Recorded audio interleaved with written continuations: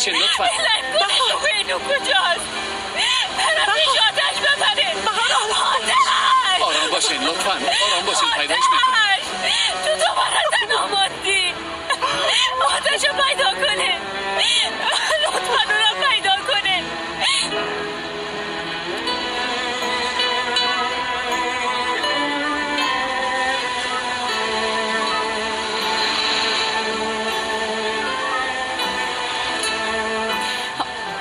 آتش کجاست؟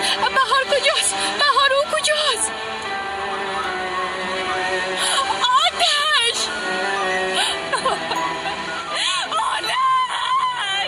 همونجا باش پیش نیا. برید که پیش او برم. آتش! آتش تو کجاستی؟ آتش تو کجاستی؟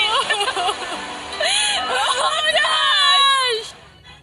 گریه نکن چون گریه نکن صدا میشه جانم گریه نکن لطفا آرام باش جانمو پیدا میشه اونو چیزی نمیشه اونو پیدا میکنه با گریه کردن چیزی جون نمیشه جانم لطفا آرام باش گریه نکن پیدا میشه آتش کجاستی آتش پس بیا لطفا بهار جان او پیدا میشه گریه نکن جانم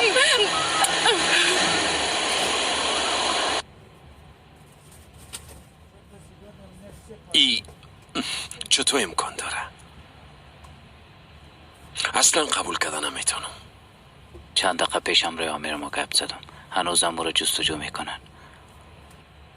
آقا محمد امیر ببینین ما نباید ناامید شویم.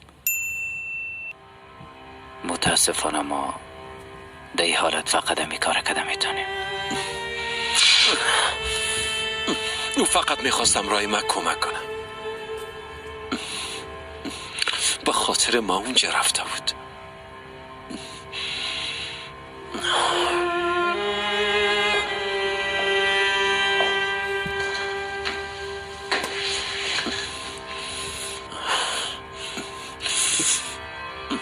فقط به خاطر من.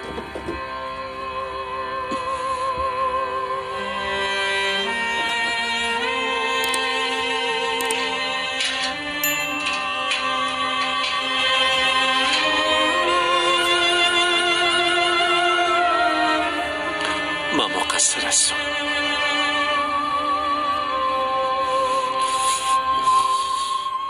دوستانی عزیز اگر که خواهید سلسله فیلم زندگی تلخ رو با صفت فول اچ دی تماشا نمایید پس به شبکه ما ابونه شوید و زنگولچه رو پخش نمایید و لایک کامنت رو نیز فراموش نسازید.